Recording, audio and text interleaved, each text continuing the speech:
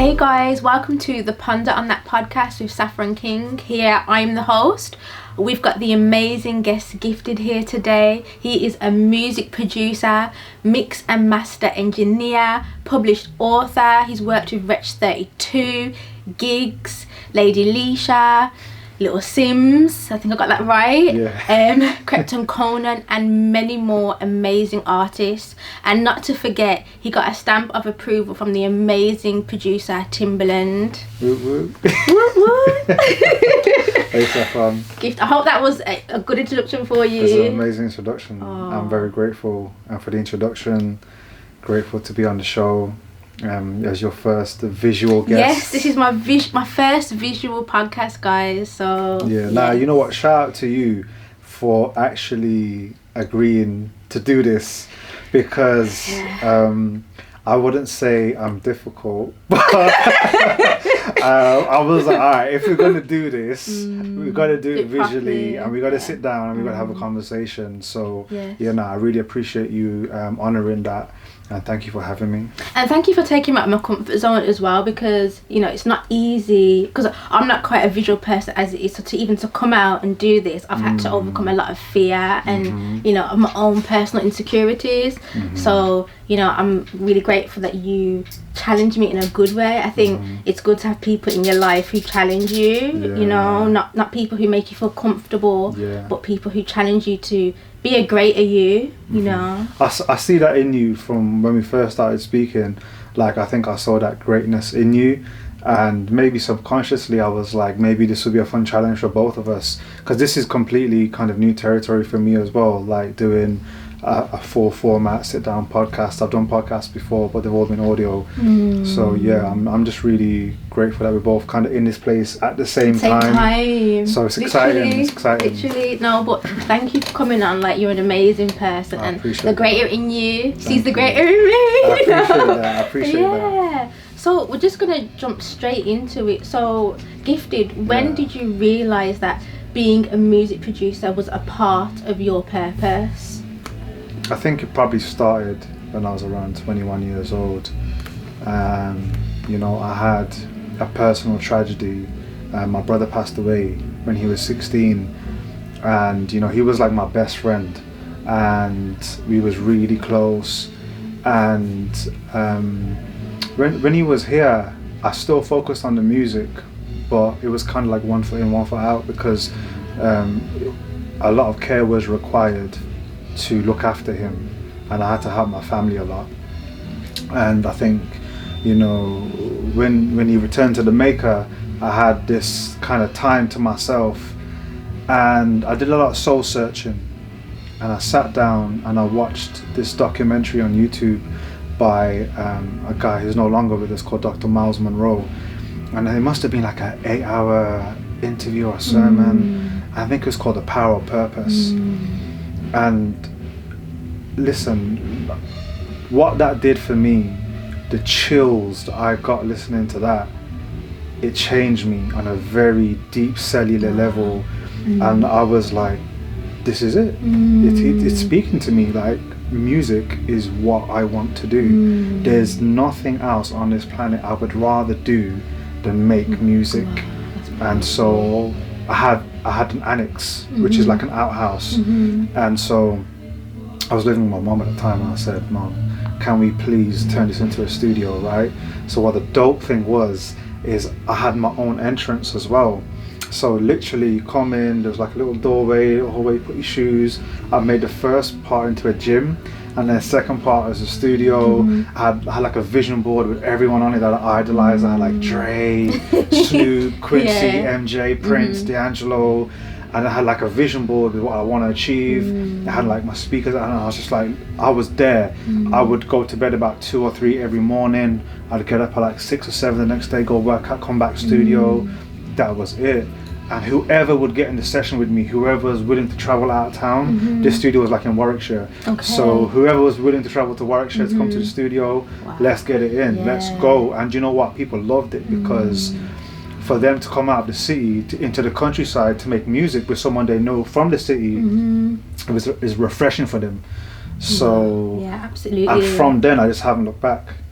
That's amazing what you've just said. And you know, obviously, God rest your brother's soul. You know, that is, you know, to lose a loved one so close to you, that's hard, and it changes the course of your life, the rest of your life. And I'd like to just ask you, like, would you say that our pain then has a big part in our purpose? Would Absolutely. you say our pain fuels our purpose? If you know how to make it fuel your purpose, because I know people close to me, people even in my family that haven't been the same since my brother passed away. I mean, I might as well just say, like, my parents, like my parents haven't been the same. Of course, that's their son. Oh, yes, absolutely. And the relationship, I guess, our mother and father have to a brother when they lose that loved one is different.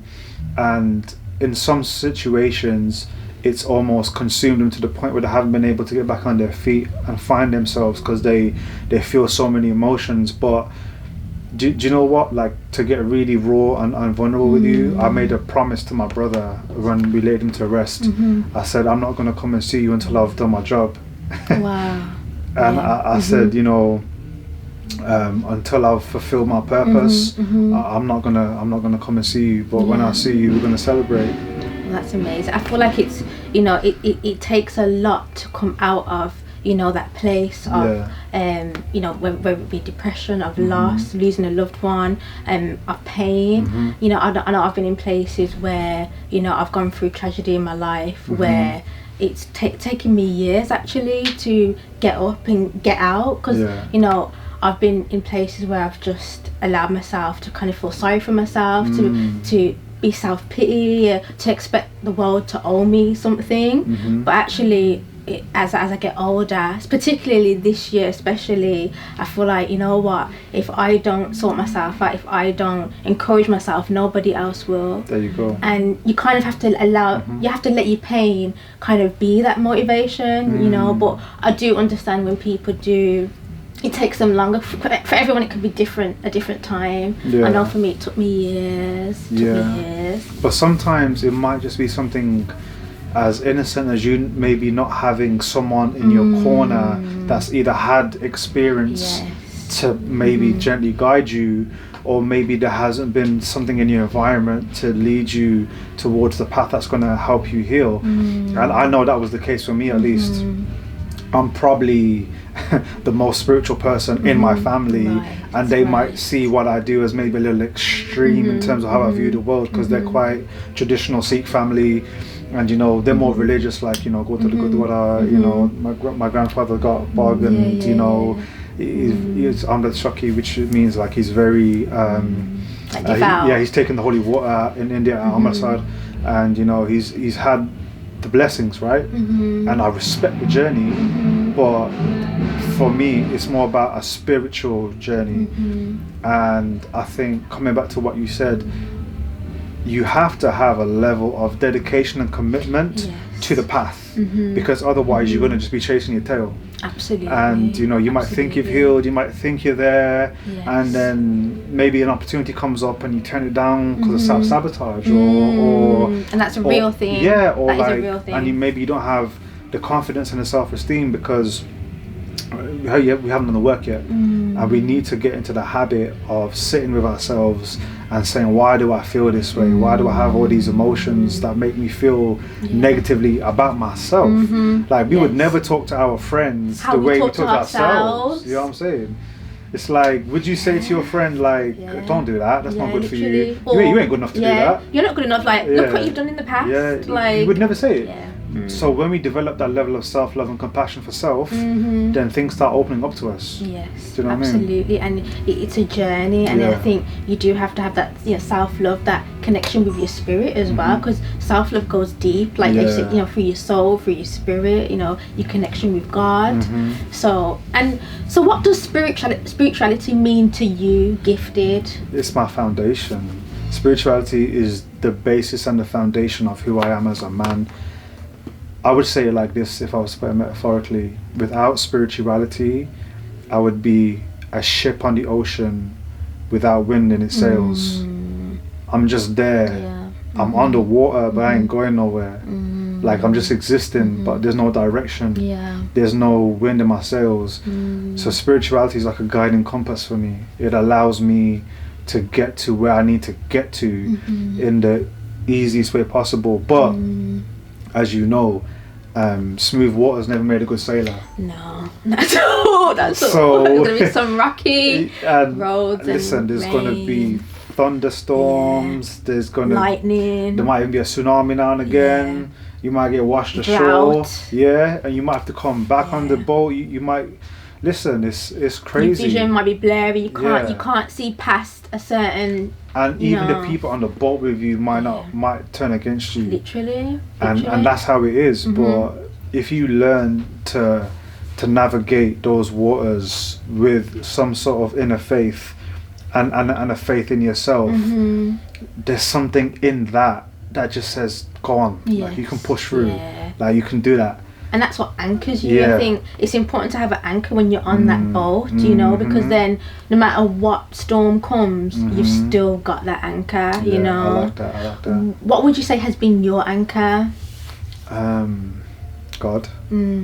God is my anchor. Absolutely. I love that. He is the anchor. God is my anchor. Like I think for me, my relationship with the Most High has been a very interesting one, because even from when I was a little boy, my grandmother would make me sit next to her, God rest her soul, and she would make me read the holy book, the Guru Granth Sahib, next to her, in English. So she had the Punjabi version and I had the English version, and I would sit there before school every morning. I don't know how many of the kids were doing that, but I was doing that. And maybe that's made me kind of how I am now. I probably did. And like that definitely grounded me in a certain way.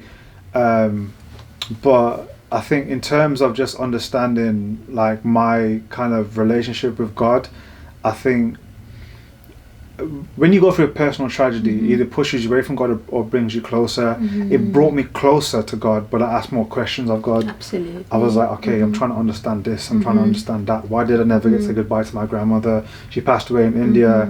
We didn't even know, like, we got a phone call, like, grandma's not here no more. Like, what do you mean? I was supposed to see her next week. Do you know what I'm saying? So when you have questions like this, it's like, okay, I'm being tested. Do you know what I'm saying? It's like, you know, my grandmother was here a few weeks ago and now I'm never going to see her again. Now, how does the logical human mind now relate to the Most High? How, you know what I'm saying? Like, how does that work? So now you go through all these questions in your head, and really what that's about is you actually having a certain perception of how you think life has to go, and that's why they say man should not lean on his own understanding. It's true. And I think for a long part of my life I was leaning on my own understanding. Saffron, even me being in this room with you is God. Absolutely. You know what I'm saying? How like, we met. It's like it's not me. It's not about me today, really. Even though we're interviewing, it's like I got to give the glory to the Most High. You know what I'm saying? But that only comes once you realize that, you know, everything that goes on around you has a reason, it has a function. Nothing happens by random. Remember you telling me that? Yeah, nothing is random. Nothing is random. Yes, nothing is random. And so even, you know, my brother passing, my grandma passing, all these things that happened, they had to happen in order for certain things to manifest the way they did.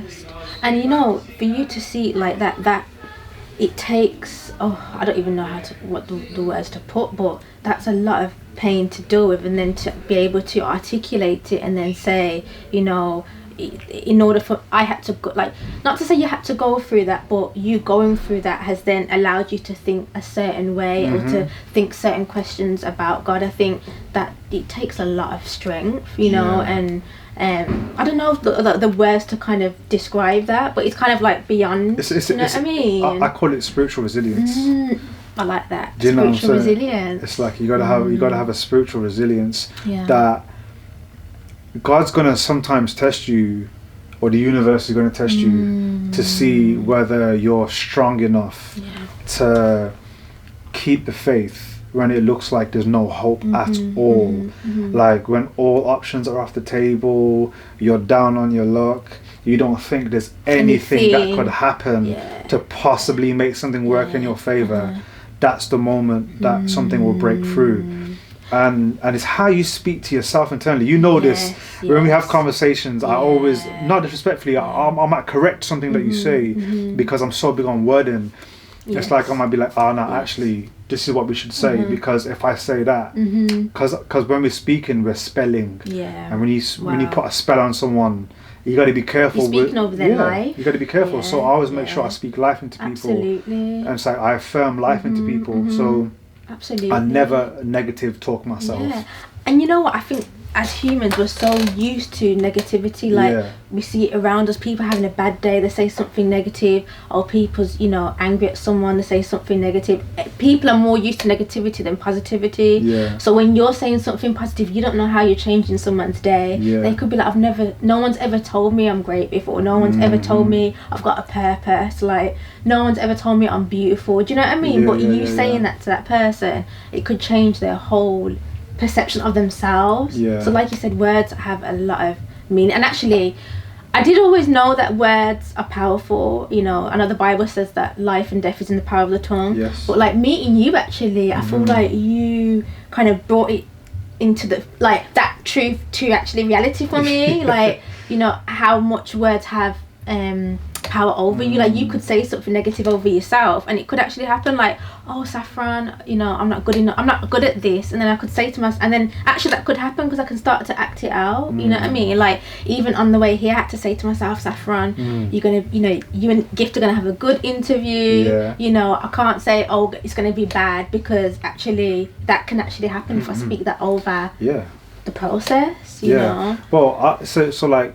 I did something similar, but because I've been doing it for so many years, the process changes.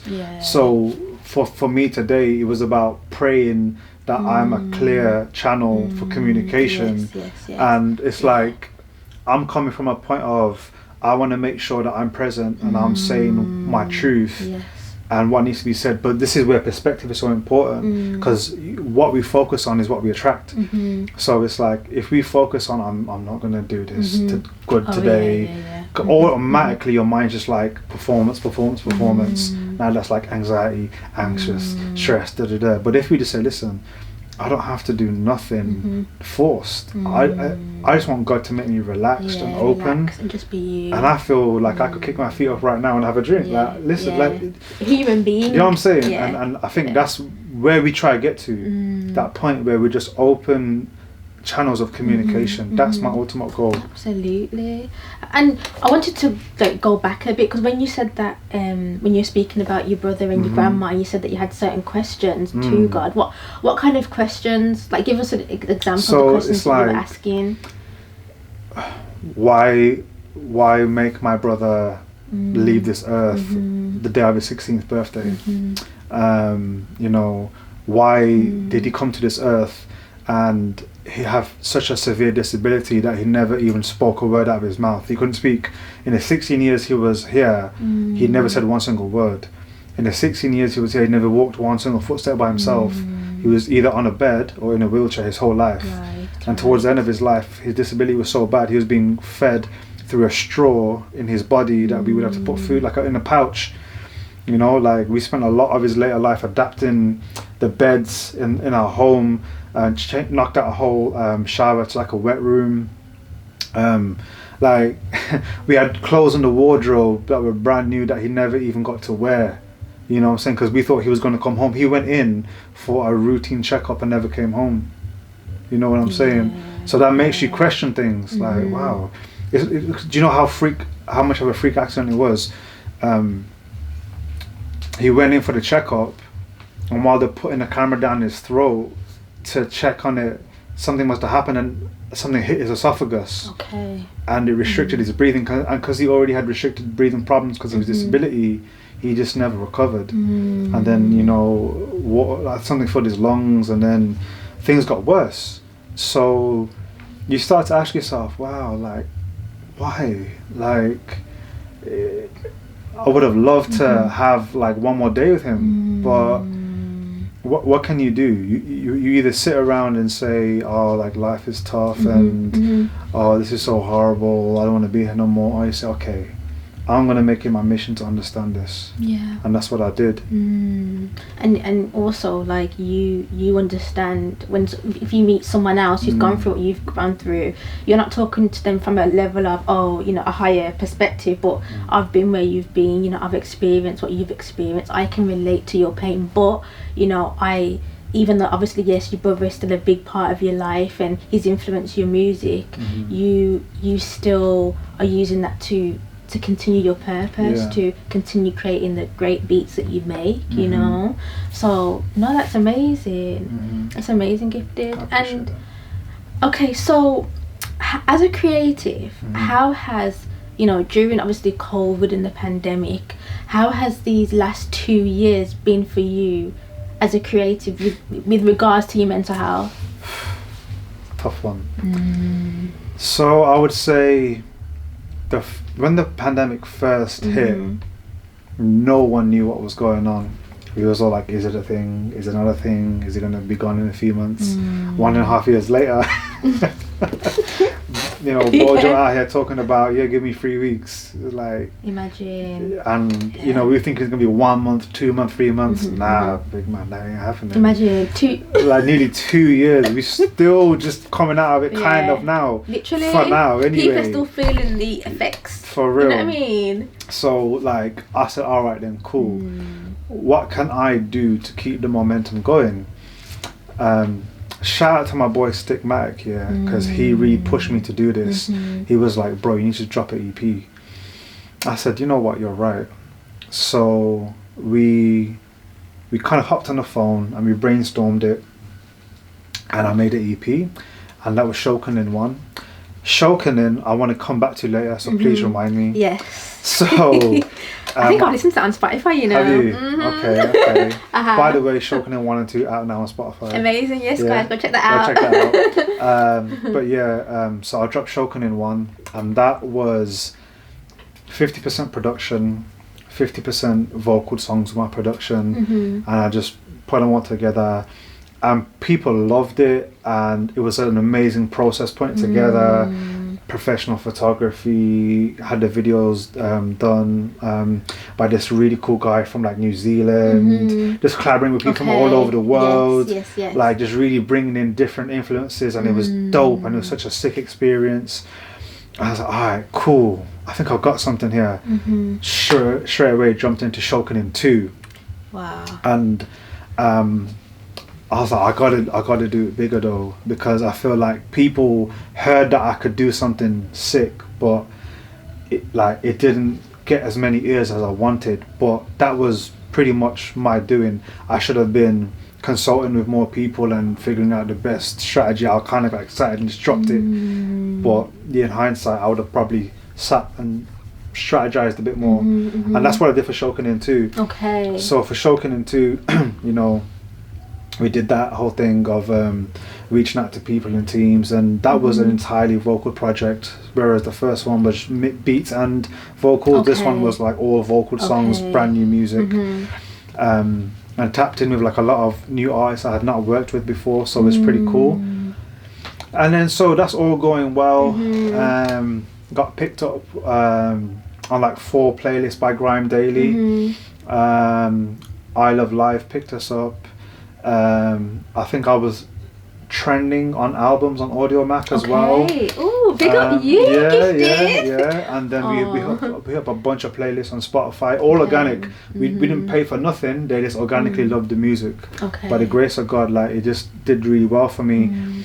That opened a lot of doors for me.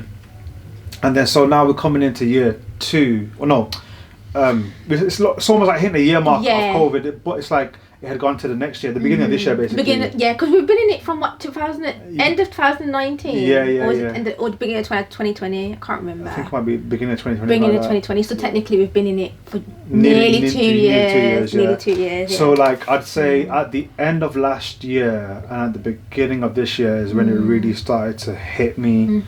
There were certain things I didn't really agree with, and so that created a lot of inner conflict. And then so my mind was just on overtime all the time. You know what I mean? Overtime, all the time. Yeah. And as a creative, your mind's on overdrive anyway. Yeah, like literally. Wow. And it's like my mind just couldn't get a break. And then like I started experiencing new things which were like I had never really experienced before, like anxiety. And we spoke about that. Yeah, like stress, like having constant headaches because I'm just so stressed. Like migraines was like a regular thing. Paracetamol every day just to deal with the migraines because my mind is just going boom, boom, boom every day. Yeah. And then like just palpitations, my heart's just doing a mad thing, and my fitness obviously went down because obviously we couldn't go in the gyms, and I need to be lifting heavy things. Like I need to just like do things, just get the energy out. And I couldn't do that, and I didn't really have the setup at home either. So it's just like all body weight stuff, and when I don't have the fitness element to support my mental health, and my mental health isn't great anyway, that's not a good look for me. So eventually I actually ended up trying therapy for a bit. So I went to therapy through an organisation called ADHA Mental Health. Hopefully we can like link them somehow. And they actually specialise in mental health for Asian men. And it's an organisation that my boy Rana, he actually is one of the guys over there. And hopefully after this podcast comes out, we can encourage like Asian men in particular to feel okay to go and discuss their mental health with a professional, because I know that in our culture it's quite frowned upon to, you know, speak about feeling emotions like anxiety and stress, because it's like, oh, come on, man up, you got to be the man of the house and you got to do this and you got to do that. Well, actually, we can be the man of the house and still speak about our emotions and still be vulnerable and honest.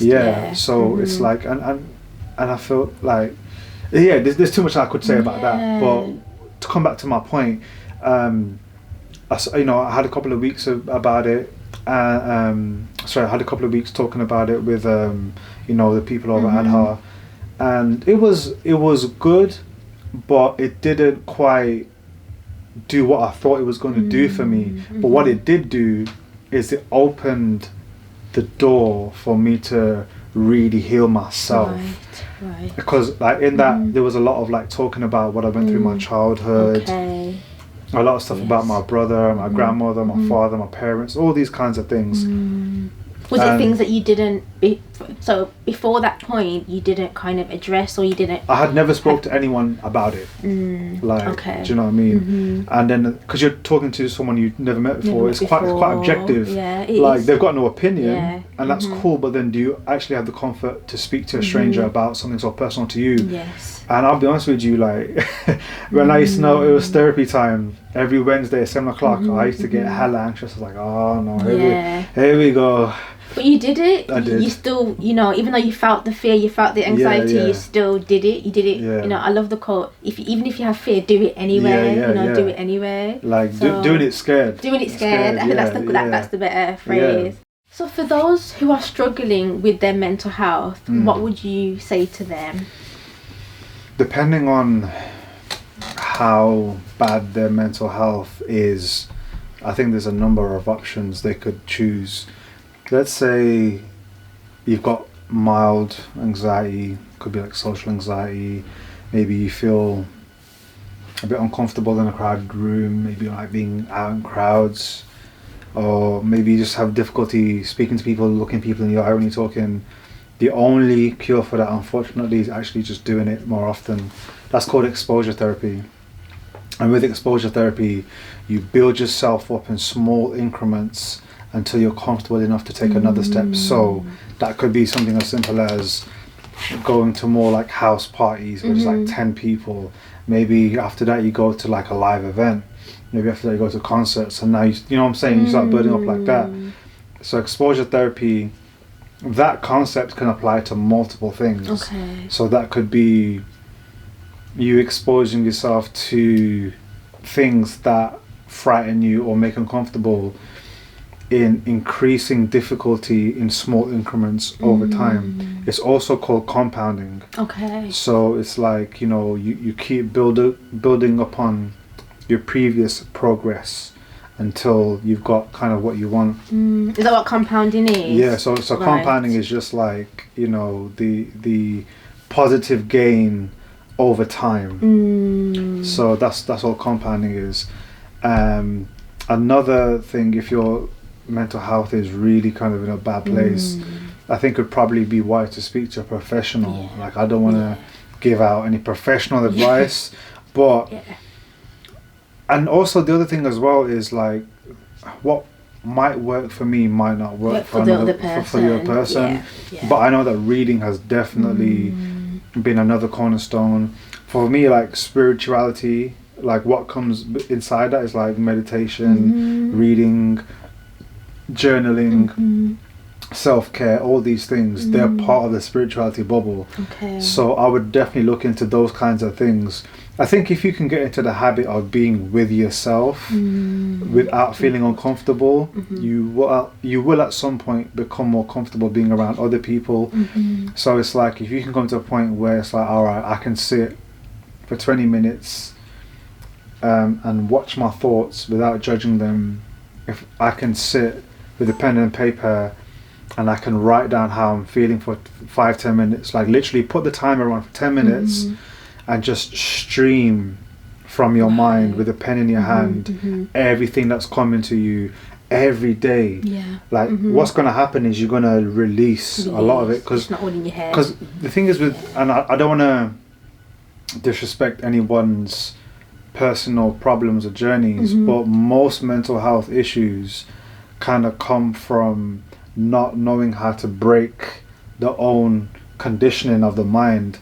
And a lot of that conditioning can be altered by understanding what is actually going on inside there. Until you take the time to sit down and write out what you're feeling and sit with the thought and observe it and release it, you're going to just keep, it's basically a trapped energy in the body that just keeps trying to find a way out, but you're not giving it a way out. So one way out is through the breath, another way out is through the hand or through the voice. That's why sometimes singers, they hum a lot to open their throat chakra, and it really helps, you know, open up their voice center, because I said this to you before, the throat chakra is the energy center of the body, and when your throat is blocked, your energy is blocked. So you can choose the holistic approach, which is what I've just explained, which is about spirituality, self-development, self-healing, which is what I would advocate personally, because I just believe that we have been given the ability to heal ourselves anyway, so why not, right? But if you feel more comfortable going down, you know, a slightly more clinical route of going to like the NHS or seeking professional help, that's absolutely fine too. But I think something in your process should lead to internal kind of dialogue anyway, because when you can figure out why the voice in your head is saying what it's saying, you'll probably find the answers you're looking for.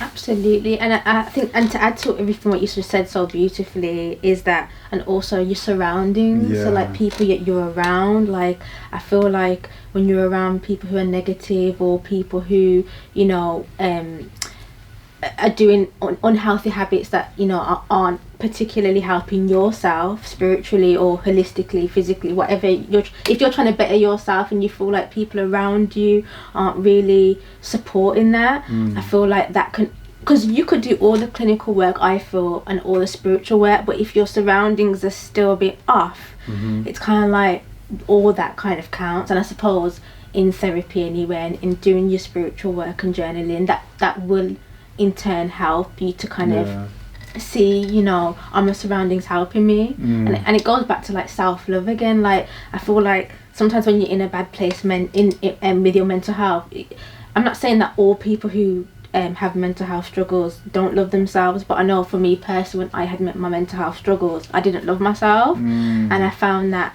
choosing things around me, like in terms of my associates, I was more choosing friends around me who kind of like, not people who could benefit me, but kind of like, what can I do for them to make them love me, because I don't love myself, kind of thing. And I think that's not how to go into relationships or friendships even. Do you know what I mean? Like, what can I do to make such and such love me, rather than, oh, are they actually being positive for me kind of thing, you know. Isn't it fascinating how the mind does that?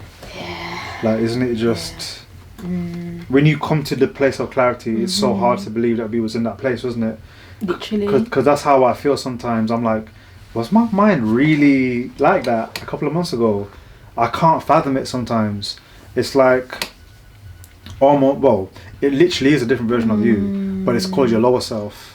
Okay. Do you know what I mean? Okay. Because the lower self operates on the frequencies of like fear, guilt and shame. Right. But the higher self operates on the frequencies of gratitude, love, joy, acceptance. Acceptance and love, right? Yeah. And gratitude. Those three emotions, those three. if you can remember to accept things, be grateful for things, and love yourself and everyone else, then I think that just automatically puts you in different vibrations to other people.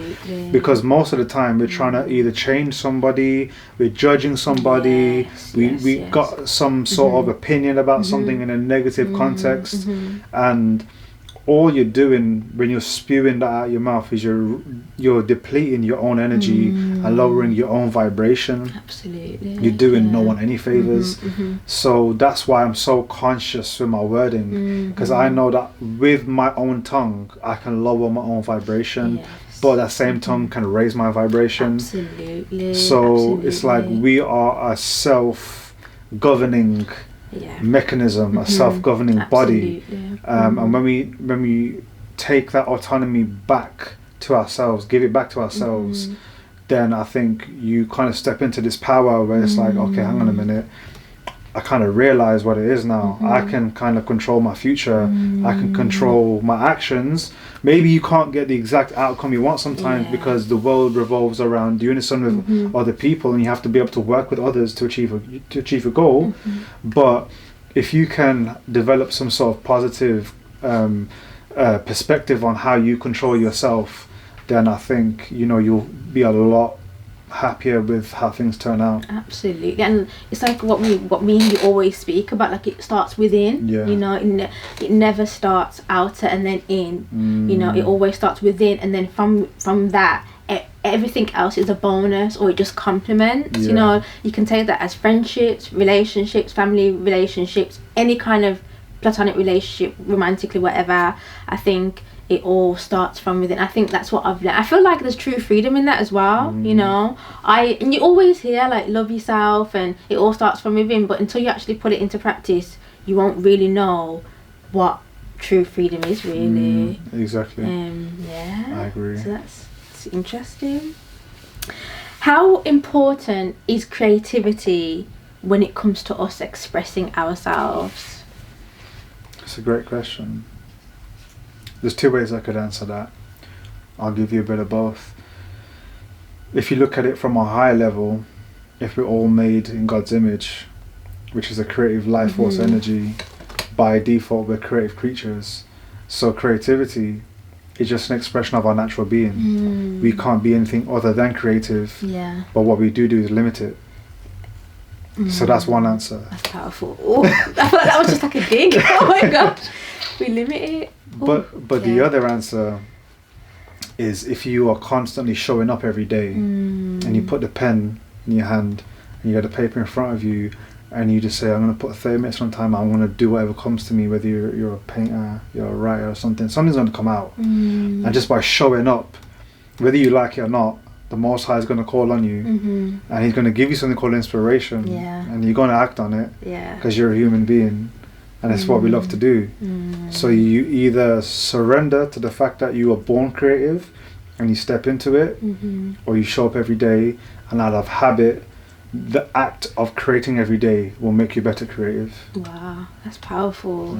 And imagine we have a creator, and obviously he's creative, he's created the world, he's created us, how you look, how I look, from the very, from our hair to our eyes, everything.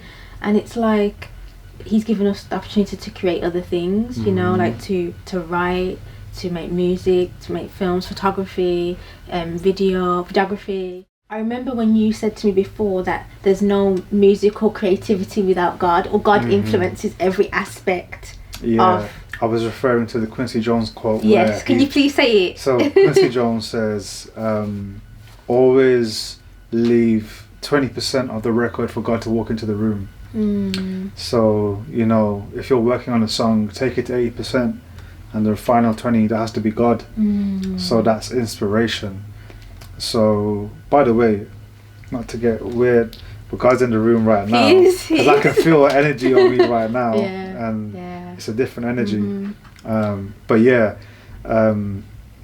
you have to leave room for that. Isn't it crazy that the light went out? Yes, I know. Yeah, it's kind of like the entrance. I'm just saying. I'm just saying. Yeah, absolutely. I knew he was in here. Yeah, but yeah, from the get-go, even before we came. For real. But yeah, so that's what Quincy Jones says. You know, he says, leave room for God to walk into the room, and but that can be something as simple as surrendering your ego at a crucial moment.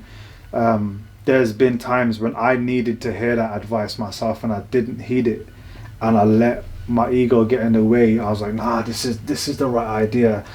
This is what we should go for. How did you let your ego get in the way? Well, in some instances I didn't.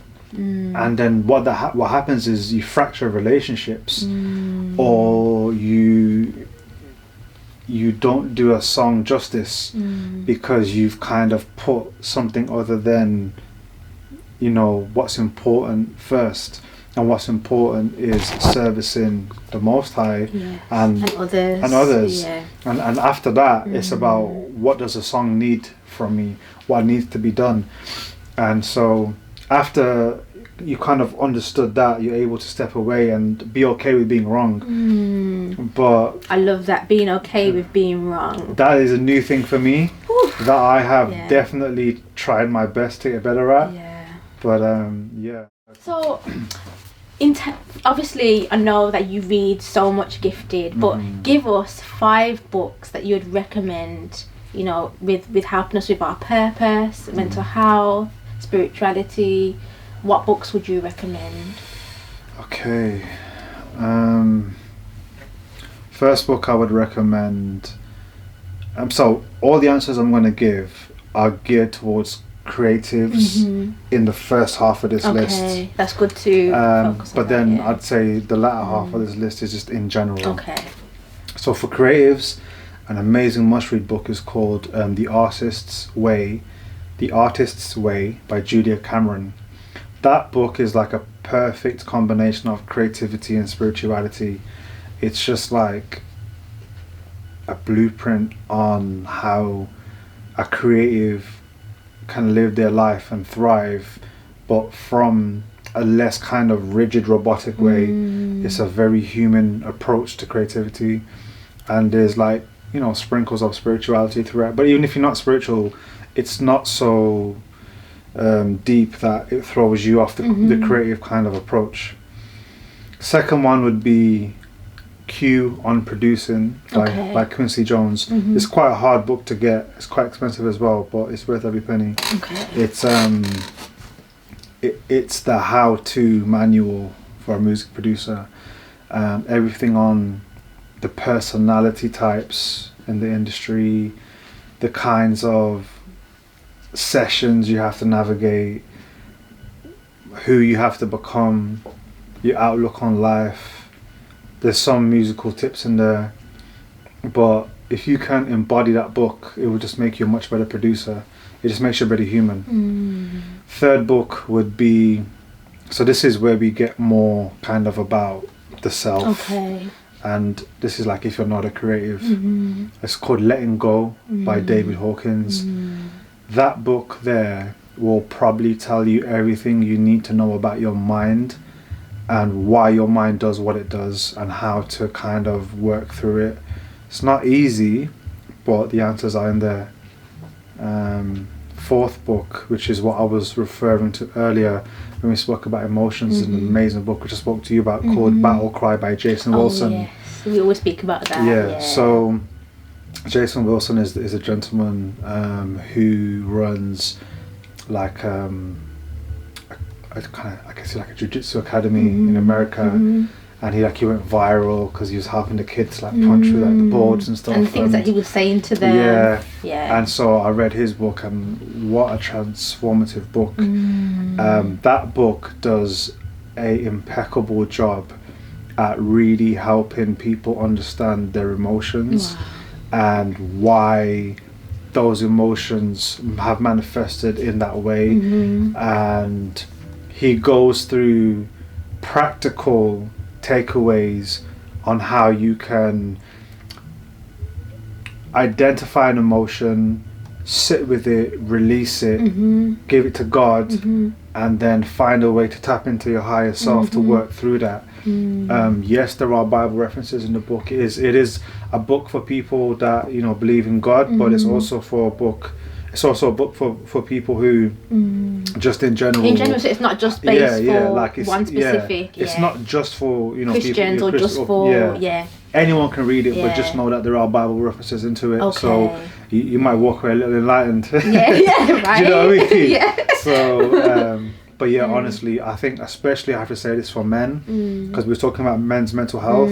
As a man, please get that book.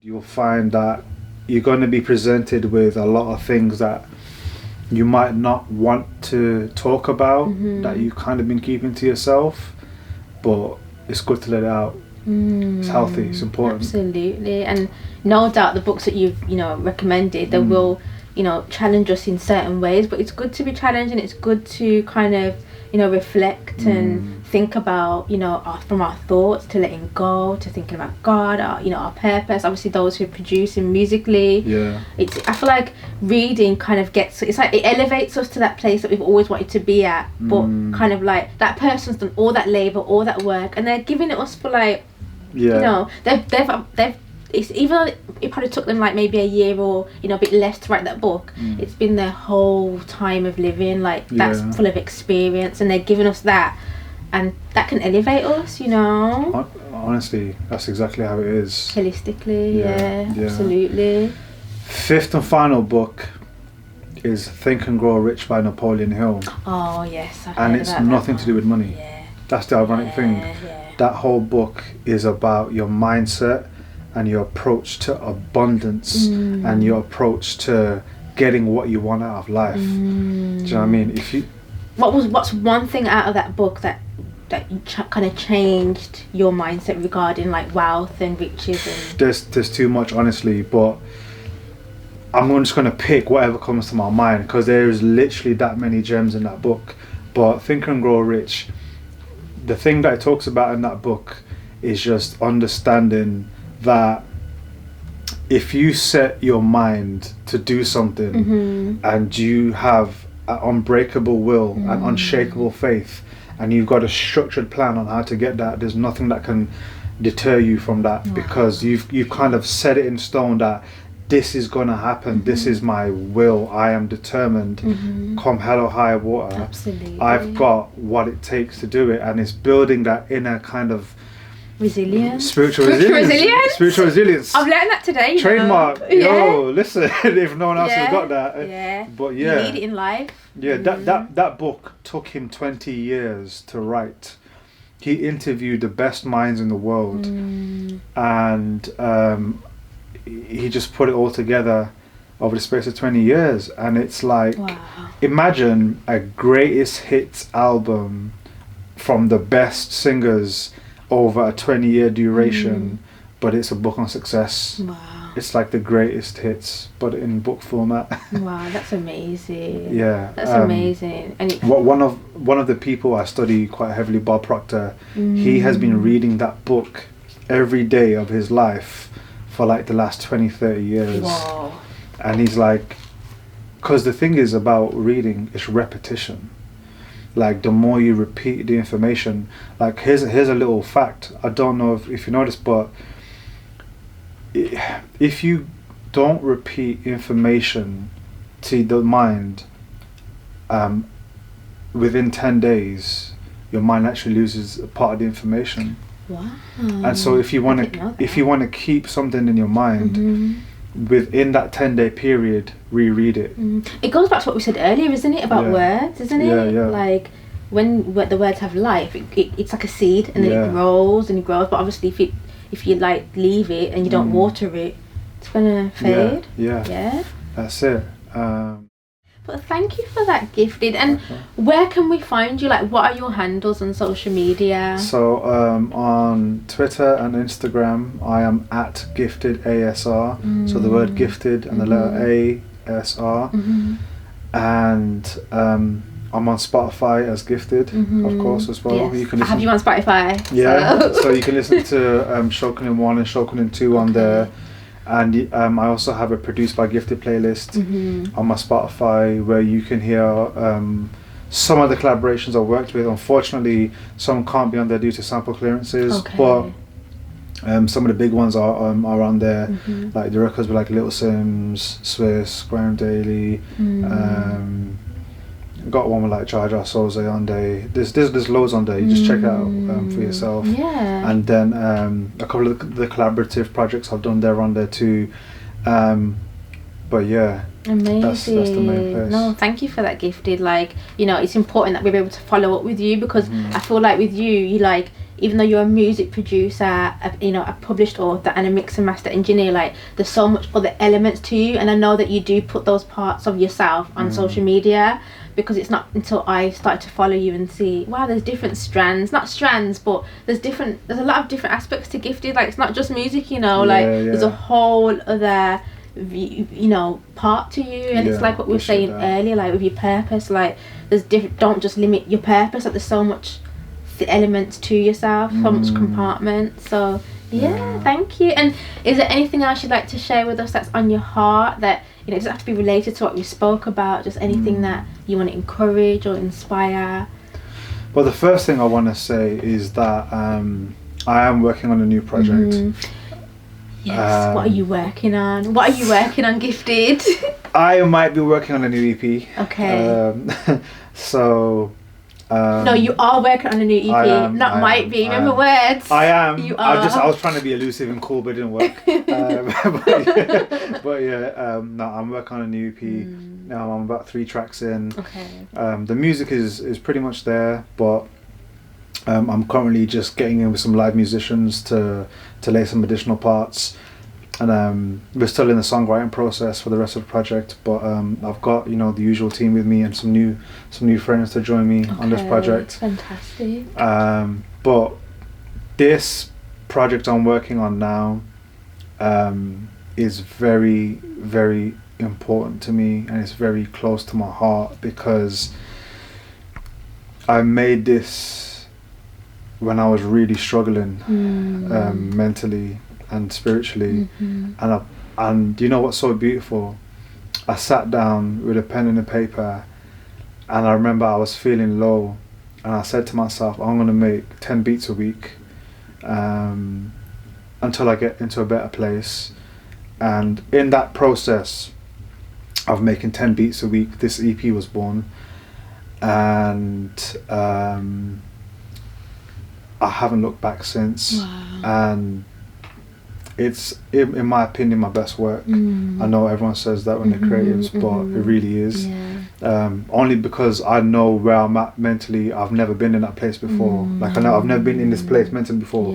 This level of like understanding and self-awareness. I remember you saying that to me earlier. Yes. So like, I just know that I won't stop at anything to get what I want, to make the vision what it needs to be, because God's placed that in my heart. Absolutely. That if you need a choir, I will give the resources for you to go get a choir. If you need live strings, we're going to get live strings. If we need saxophone, whatever you need, God is saying, I'm going to supply it. Like, when you start putting the work in, like, I'm going to supply. Absolutely. So I think they say, like, once you jump, the net will appear. Absolutely. So when you walk by faith, things will happen. Yeah. Things will absolutely happen.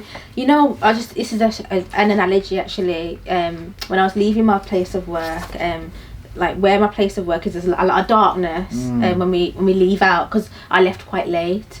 And what had happened was, there was a lot of trees there, so obviously the trees are covering the natural daylight.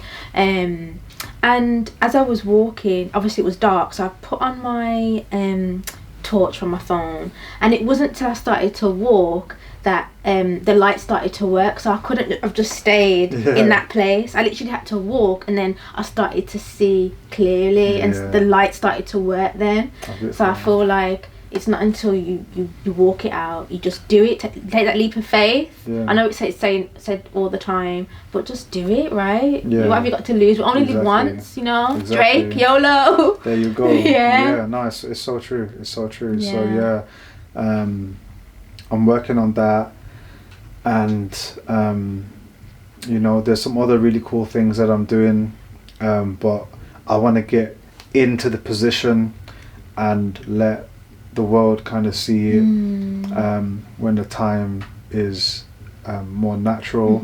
But I'm using my gifts in different ways to, you know, help people, to educate, to teach and push things forward. And do I have a parting message? There's so much I want to say. What can people, if anything, what can people take from our conversation today? I know it's hard. What can people take from our message, from our conversation today? It is my sincere hope and prayer that 2022 is the year that people take the time to understand themselves. Yes. To understand their relationship with something bigger than themselves, and then use that to look at the part they can play in this universe that we're in. Yes. And if you feel called to do something, if something's on your heart, please lean into it. If you've taken up painting during COVID and you know you love it a little bit more than what you actually do, maybe there's a reason. If you've started, you know, doing something on the side and you know you're more passionate about it than, you know, your 9 to 5, if you can find a way, then please do that, because I think people are going to see over the course of the months and the years to come that the more self-sufficient you can become, the more independently you can think, and the more freely you can express yourself, the better your life will be. Because really all that matters is how we can leave our mark on this world before we leave it. Legacy. It's like I was saying to you earlier off camera, like, you know, I have learnt to look at my life from a bird's eye view. And if you look at your life from a bird's eye view and you think about your legacy and you think about your impact, that should give you enough indication of whether you're on the right course or not. Because if you wake up in the morning and you're excited to get up out of bed because you know that when you get to that place that you're going to, you feel like you're in the right place at the right time and everything is just flowing, and you would do it for free and you just love it and you don't see time, guess what? You're in purpose. Absolutely. But when you're not, you feel it in your spirit. So my sincere prayer for everyone in 2022 is that we just continue to walk in purpose. On purpose. Yes. With Saffron. On purpose. With Saffron. Yes. And you know what? I'm actually going to end with a question, isn't it? Yes. If you could go to the end of your life now and you was given the opportunity to go back and do something differently, what would you do differently? Is that to me or to the people? To the people. To the people, right. So that's for all of us guys. What would you do differently? If there's nothing you would change, then you're living perfectly and that's great. Keep doing what you're doing. But if there's things that you know they're getting to you and you would change them if you could, guess what? Start making that change from tomorrow. Yeah, absolutely. And just slowly start building that life that you want, so that when you get to the end, you've got no regrets. Absolutely. You're at peace and you've done what you came to do. Absolutely. And I just pray that everyone that I encounter in my lifetime has the ability to, you know, hold a head high and say, I did what I came to do, and I'm at peace and I'm happy. And at the end of it, you can say, you know, I lived a life that, you know, I emptied everything of me, you know, everything of me I gave. That's what life is about. And, you know, giving of yourself, you know, walking in your purpose and believing in yourself. And no matter what you've been through, you can still rise out of that. You know, I love the poem from Tupac where he talks about the rose that grew from concrete. You know, because when you think about concrete, like, it's hard, you know, nothing really is able to grow through it. But but that rose, that little gap that you can just grow through. Should I tell you how crazy synergy is? I'm gonna let you in on a secret. There's a song on my EP called Concrete Roses. Wow. So guys. and it's actually about the rose that grew from concrete by Tupac. That's powerful. That's like, Tupac is, he's deep, and that's one of my favourite poems. And, you know, you are that rose that grew from concrete. So just believe in yourself, know you've got a purpose, and know you can make it. You know, me and Gifted, you know, even though we're here, you know, I've got my makeup on, and, you know, Gifted is looking crisp. You know, we've been through things, like, life hasn't been, you know, made up or dolled up, but we're here, we made it, right, Gift? Yeah, of course. Yeah, we've made it, so you can too, and you are making it, as long as, you know, you're believing in yourself and just pushing through the best that you can. So thank you guys, thank you for listening to Pondering That with myself and Gifted. You know, you can reach my podcast on Instagram _Pondering That with Saffron, and also we're on Twitter, podcast _ponder. And as Gifted shared his handles earlier, check him out, guys, check his work, inspiration. I'm one of his biggest fans, so as you can tell. She is. Yeah, she's a real one. Thank you guys, follow us for more inspiration and goodness. Bye for now. Bye. Absolutely. Bye.